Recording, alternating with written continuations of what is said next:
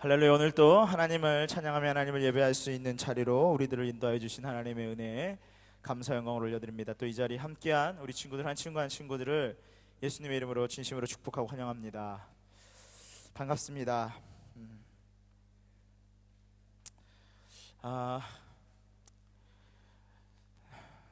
찬양 잘 들으셨나요?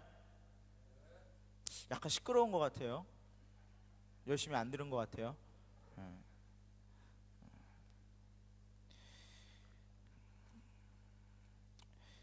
자, 오늘 하나님께 말씀 함께 보겠습니다. 하나님의 말씀 창세기 39장 1절에서 6절까지 말씀입니다. 창세기 39장 1절에서 6절까지 말씀, 제가 한 절 여러분이 한 절 나누도록 하겠습니다. 잘 알고 있는 말씀입니다. 창세기 39장 1절에서 6절까지 말씀, 제가 한 절 여러분이 한 절 나누도록 하겠습니다. 제가 먼저 읽겠습니다. 한편 요셉은 이집트로 끌려갔습니다. 보디발이 요셉을 그곳으로 끌고 간 이스마엘 사람들로부터 요셉을 샀습니다. 보디발은 이집트 사람이며 바로의 신하인 경호대장이었습니다.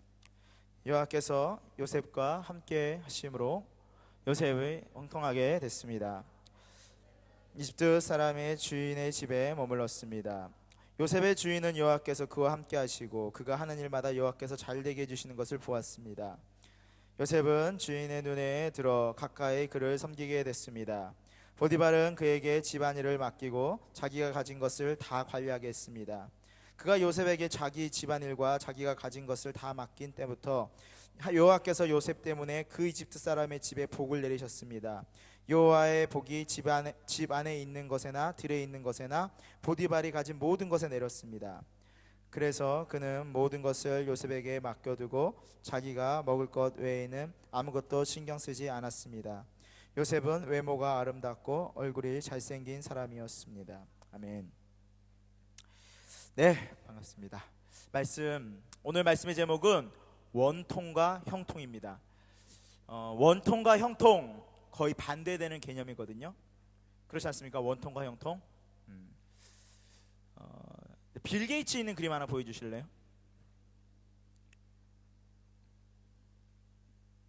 스티븐 잡스랑, 아니 이거 이 사람 말고, 이 사람.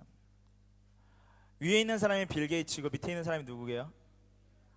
이 사람 스티븐 잡스예요. 그 정도는 알고 계시죠? 이 사람들은 좀 아셔야 돼요. 유명한 사람들이에요, 세계적으로. 기업의 자산 가치로 따지자면 스티븐 잡스가 CEO로 있었던 애플이 가장 높다는 얘기가 있고, 개인적인 재산 소득으로는 빌 게이츠가 가장 큰 부자라는 이야기가 있습니다.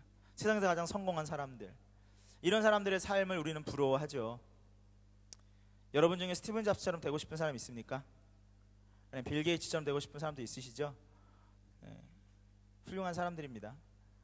우리는 세상에서 이런 사람들을 보고 형통하다라고 말합니다. 성공한 사람들. 성경에서는 성공이라는 단어를 2번밖에 사용하지 않았고 같은 단어의 뜻으로 형통이라는 단어를 60번 이상 사용했습니다. 성공과 형통은 거의 같은 뜻이라고 볼 수 있습니다. 세상은 이런 사람들 보고 형통하다라고 말하는데, 자, 여러분 이 사람들 기억하시고 아까 처음 나왔던 이분, 감옥에 갇혀 계신 분, 바로 이 그림 앞에. 이 죄수예요, 죄수. 이런 사람들 어떠세요? 죄수. 이런 사람들은 별로시죠? 세상 사람들이 이 감옥에 갇혀 있는 사람들 보고 성공했다라고 말하는 사람은 없을 거예요. 그렇지 않습니까? 커서 자기는 감옥에 갇히고 싶은 사람. 제 꿈은 감옥에 갇히는 겁니다. 저는 징역 한 20년 이상 사는 것이 제 꿈입니다. 없으시죠? 당연하죠. 저도 그렇습니다. 저도 여러분에게 그걸 요구하지 않습니다. 제가 여러분에게 감옥에 갇힌 사람이 되라고 말하고 싶지 않아요. 그런데 우리 친구들이 생각하는 형통과 원통의 기준이 무엇이냐는 것이죠. 우리들은 아니라고 말하지만 우리들의 마음속에는 모두가 세상적인 성공을 꿈꾸고 살아간다는 것이죠. 잘 되는 것, 부자가 되는 것. 빌 게이츠와 스티븐 잡스와 같은 좋은 집에 살고 좋은 차를 가지고, 어떻게 보면 우리의 입장에서 본다면 좋은 대학을 가고 좋은 직장을 얻고, 그것이 어찌 보면 우리의 바람이라고 그럴 수 있다는 것이죠. 막 아니라고 말하는 사람도 있어요. 저는 아니에요. 왜? 세상 사람들이 그렇게 말하면 뭐 속물이라고 말하고 뭐 자꾸 그렇게 말하니까 아니라고 말하지만, 우리의 마음 가운데 형통이라는 개념이 어렵다면 그냥 성공이라는 개념을 어떻게 갖고 있냐면 이런 거예요. 좋은 차, 좋은 집, 좋은 대학, 좋은 직장, 이런 것들을 가지는 것을 우리는 성공이라고 말을 한다는 것입니다. 정직하게 한번 생각해 봅시다. 교회에서도요, 저 같은 목사도요, 그리고 예수님을 믿고 있는 그리스도인이라고 말하는 친구들도요, 성공이라는 단어를 떠올릴 때는 스티븐 잡스와 빌 게이츠와 같은 세상적인 부자를 생각하지 소외받고 연약하고 가난하고 불쌍한 사람들을 성공이라 생각하지 않는다는 것입니다. 그래서 교회 안에서도요, 형통, 성공이라는 것, 어려운 일이 일어나지 않는 것, 모든 일이 잘 풀리는 것, 좋은 성적이 나와야 되는 것, 좋은 대학에 붙어야 되는 것, 많은 연봉을 얻어야 되는 것, 그것을 형통한 삶이라고 이야기한다는 것입니다. 그런데 정말 하나님께서 말씀하시는 형통이라는 것이 이것이 맞느냐는 것이죠. 하나님께서 우리에게 말씀하시고 계시는 성공이라는 개념이 정말 세상적인 저런 빌 게이츠와 같은 사람, 스티브 잡스와 같은 사람, 좋은 차를 타는 사람, 좋은 직장을 얻은 사람, 큰 집에 사는 사람이 정말 성공이라고 하나님께서 말씀하고 계시냐는 것이죠. 여러분, 여러분의 삶의 기준이 무엇입니까? 그것이 중요하다는 거예요. 내 삶의 기준이 무엇인가? 여러분은 어디에 속해 있는 사람입니까? 성경에 보면 여러분 패스포트에 국적이 어디로 되어 있어요? 대부분은 아마 한국이라 되어 있을 겁니다. 그렇죠. 대부분은, 많은 친구들이 때로는 베트남일 수도 있고 때로는 다른 미국일 수도 있겠죠. 하지만 대부분의 친구들 패스포트는 국적이 어디로 되어 있어요? 한국으로 되어 있을 겁니다. 근데 여러분, 한국의 패스포트를 가지고 지금 어디에서 살고 계신 거예요? 어디에? 자, 여러분이 베트남에 살고 있지만 여러분의 패스포트에 찍혀있는 국적이 대한민국이라면 여러분은 어느 나라 사람입니까? 베트남에 살고 계시잖아요. 여러분이 사는 곳은 베트남인데 여러분은 어느 나라 사람이냐고요? 왜요? 살고 있는 곳은 베트남인데.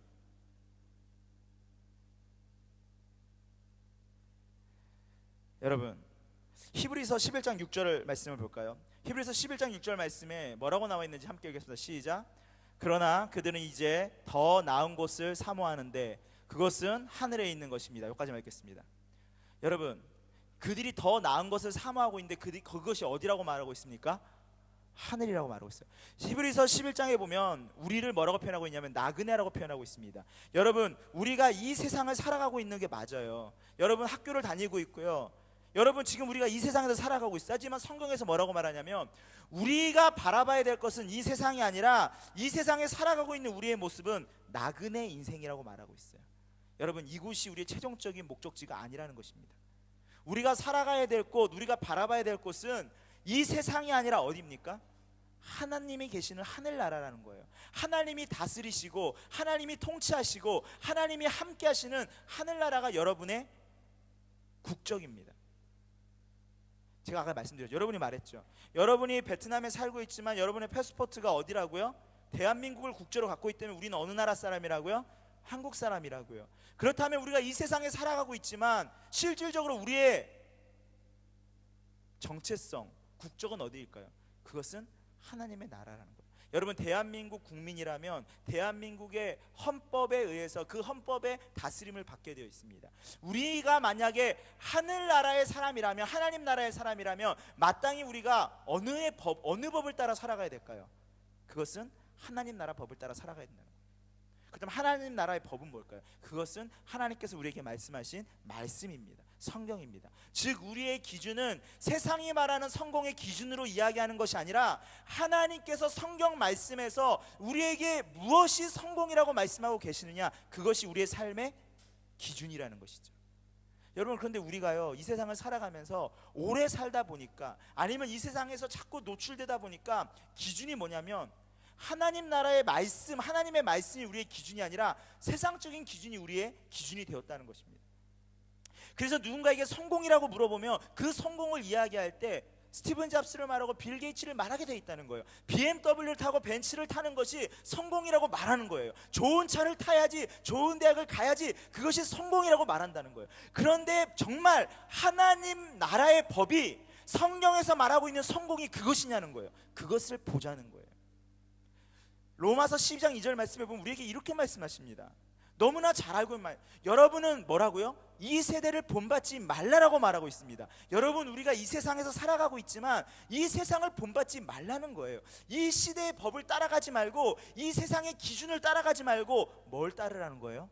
분별되어서 하나님의 말씀을 기준으로 해서 살아가라고 이야기하는 거예요. 즉 우리가 따라야 될 기준이 무엇인지를 분명하게 말씀하시는 거예요. 그게 뭐냐는 거예요. 그게 성경입니다. 우리의 삶의 기준은 성경이에요. 그렇다면 성공이라는 것과 원통이라는 그 기준 또 뭐가 돼야 돼요? 하나님의 말씀에서 성공을 뭐라고 말씀하고 있냐는 거예요.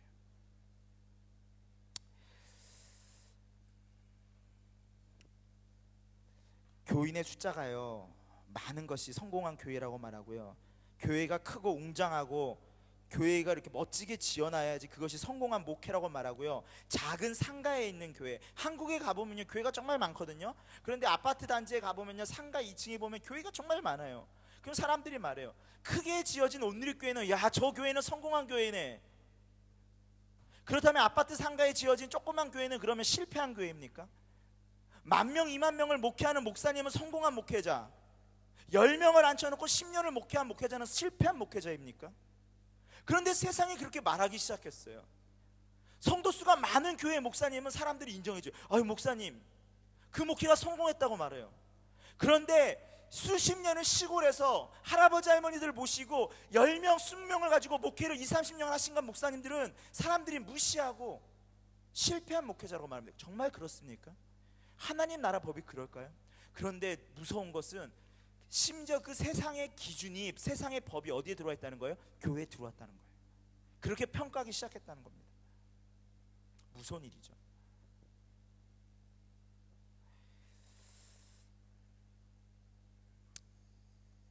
심지어 교회에서 가르치고 있는 것, 형통함, 성공이라는 것이 세상에서 잘 먹고 잘 사는 것, 좋은 스펙을 얻게 되는 것, 인간처럼 스펙을 얻게 되는 것처럼 세상과 전혀 분별돼 먹고 차이점 없는 것을 가르치고 있다는 것입니다. 제가 이런 설교를 하면 굉장히 어려워요. 왜냐하면 그렇다면 크리스찬은 어떻게 살아야 되는 것인가, 그리스도인은 어떻게 살아야 되는 것이 굉장히 어렵다는 거예요. 그럼 우리는 실패한 인생을 살아야 됩니까? 세상적인 기준으로? 여러분은 작은 차만 타야 될까요? 벤츠, BMW 안 타고 경차만 타야 될까요? 우리는 큰 집에 살지 말고 조그만 고시원 같은 집에서만 살아야 될까요? 우리는 좋은 대학도 들어가지 말고 이름 없는 대학에 들어가야 될까요? 재수하고 삼수해야 될까요? 제가 말하고 있는 것은 그것이 아니라는 거예요.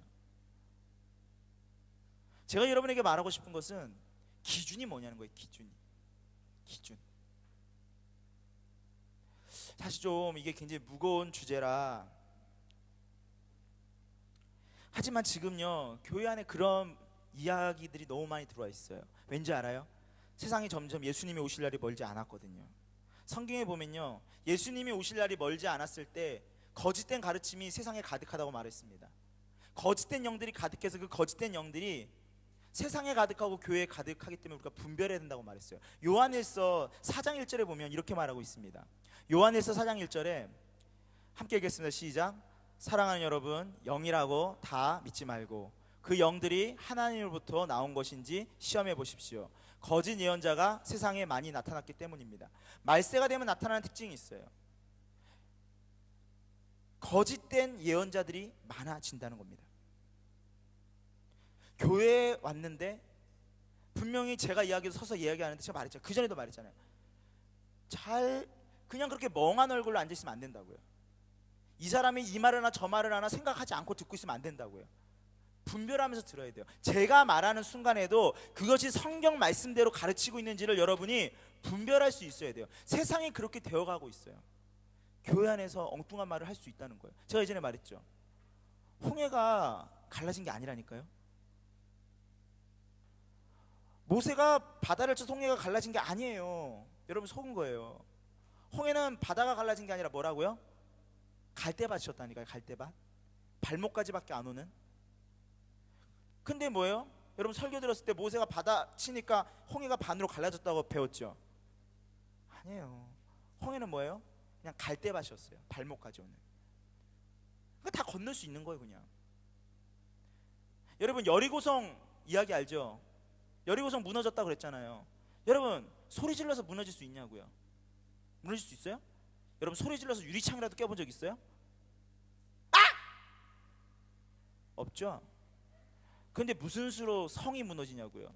다 거짓말이에요 그거. 공성무기로 갖다 때려 박은 거예요. 그리고 7바퀴 돌았다고 말하는 거예요. 속지 마세요.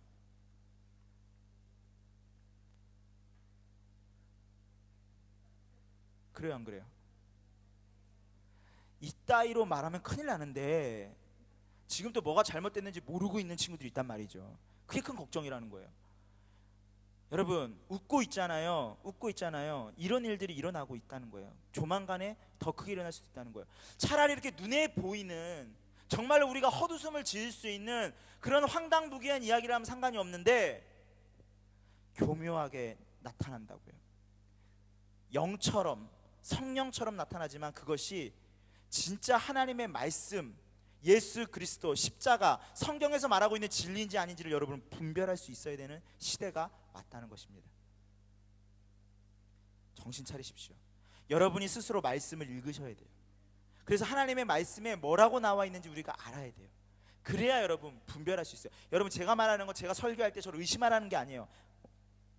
또 이상한 소리 하는 거 아니야? 이렇게 하라는 게 아니라 저를 의심스러운 눈으로 쳐다보는 게 아니라 우리가 깨어서 정말로 그 말씀이 하나님의 말씀이 맞는지 우리가 항상 하나님 앞에 여쭤봐야 돼요. 하나님 이것이 정말 하나님의 진리의 말씀입니까? 우리가 이 기준대로 살아가는 것이 맞습니까? 성경에서는 분명히 말씀하고 있습니다. 말세가 되면 이런 거짓된 영들이 우리 크리스천들을 미혹하고 속이려 한다는 것이죠. 그래서 제가 말했잖아요. 그런 거짓된 가르침이 어디까지? 교회 안에까지 들어와 버렸다고요. 이게 무서운 거예요. 미국의 교회와 유럽의 교회가 역사적으로 증명하고 있어요. 뭐요? 이런 거짓된 것들이 교회 안에 들어왔을 때 어떤 영향을 미치는지. 교회가요 성경을 말하지 않기 시작하면서부터요 위기가 찾아왔어요. 여러분 미국과 유럽을요 우습게 생각하지 마십시오. 우리나라가 100년 전에 선교사들이 이 땅에 들어왔을 때 누구 때문에 들어왔는지 아십니까? 미국 때문에 들어온 겁니다. 정확하게 하나님이 미국에 있는 선교사들을 통해서 이 땅에 보내신 거예요. 그렇다면 미국은 유럽에 있는 청교도들이 넘어간 거예요. 여러분 미국과 유럽의 기독교인들은 정말 신실했습니다. 그런데 지금 여러 번 말하지만 유럽의 교회가 어떻게 됐는지 아세요? 뭘로 바뀌었어요? 모스크로 바뀌었어요. 교회가 그대로 모스크로 바뀌었어요. 교회가 그대로 나이트클럽으로 바뀌었어요. 선교사님들이 안식년으로서 유럽, 영국에 가면 교회에 가면 이렇게 젊은 사람이 없답니다. 다 할아버지 할머니들만 교회에 있어요. 젊은 세대들이 교회를 안 믿어요. 예수님을 안 믿어요. 미국도 마찬가지. 왜? 그렇게 선교에 힘쓰고 하나님을 사랑했던 교회들이 무너졌을까? 이유가 뭐라고 생각하세요? 교회에서요 세상의 기준을 끌어들이기 시작했습니다. 우리는 소위 그것을 말해서 미국의 교회가 무너진 건 제가 말하는 게 아니라 신학자들이 말하기를 미국의 교회가 무너진 것은 교회들이 십자가를 버리기 시작했고 복음을 버리기 시작했고 세상의 기준을 끌고 들어왔어요. 세상의 가치, 세상에서 말하는 성공의 법칙들, 그것들을 교회가 끌어안으면서 위기가 찾아왔습니다. 그래서 성경에서 말하는 형통을 세상에서 말하는 성공과 분별시키지 않았어요. 똑같아요. 구체적으로 더 정직하게 말하면 한국에 있는 많은 중고등부에서 학생들을 대할 때 좋은 대학에 갈 수 있는 공부 잘하는 학생은 좋은 학생이 됐고 교회에서 공부를 못하고 문제를 일으키는 학생은 나쁜 학생이 되어버렸습니다. 여러분 학교에서 보면 맞아요. 학교 선생님들의 기준은 그게 맞아요. 학교에서 좋은 학생은 뭡니까? 공부를 열심히 하고 잘하는 학생이 좋은 학생이죠. 공부를 열심히 못하고 사고치는 학생은 나쁜 학생이죠. 근데 교회도 그렇게 됐어요. 공부를 잘하면 예배 시간에, 설교 시간에, 찬양 시간에 졸아도 괜찮아요. 예배를 몇 번 빠뜨려도 괜찮아요. 제가 말했죠. 공부를 엄청 잘하는 애가 이 앞에서 졸고 있으면 말하는 거예요. 이해하는 거예요. 밤새 얼마나 열심히 공부했으면 저렇게 피곤해도 잘까. 말했잖아요. 근데 공부 못하고 사고 치는 애 앞에서 졸고 있으면 뭐라 그래요? 이 새끼야 일어나라고. 밤새 게임에서 자냐고. 똑같이 졸고 있는 학생인데 대하는 태도가 달라요. 기준이 똑같아져 버렸어요. 여러분, 교회는요, 주님께서 이렇게 말씀하셨습니다. 건강한 자에게는 의원이 필요 없다. 나는 병든 사람을 위해서 이 땅에 왔다. 예수님께서 왜 이 땅에 오셨는지를 생각하셔야 되는 거예요. 여러분, 교회의 존재 이유가 뭔지를 생각하셔야 되는 거예요. 여러분, 교회는 정확하게 말하면요, 우리가 존재하는 이유는요, 우리끼리 쿵짝쿵짝 잘 먹고 잘 살아서 우리까지 행복하자 땡. 교회는요, 예수 그리스도를 알지 못하는 이들을 회복시키고 구원하고 예수 그리스도의 십자가의 복음을 제시하는 것이 교회의 역할입니다. 여러분이 이 땅에 존재하는 이유는 그거예요. 내가 구원받았으니까 아싸, 남들이 어떻게든 상관없다. 그게 아니라 여러분이 존재하는 이유는 여러분이 구원받은 그 기쁨과 그 구원받은 능력을 믿지 않는 친구들에게 전하는 겁니다. 그래서 교회는 병든 사람을 위해 존재해야 되는 거예요. 그래서 교회는요, 안정화될 수가 없어요. 여러분, 안정된 교회를 찾지 마세요. 교회 찾아다니는 친구들, 좀 편안한 교회 다녀봐야 되겠다. 여러분, 교회가 편안해지는 순간 그건 망하는 겁니다. 교회는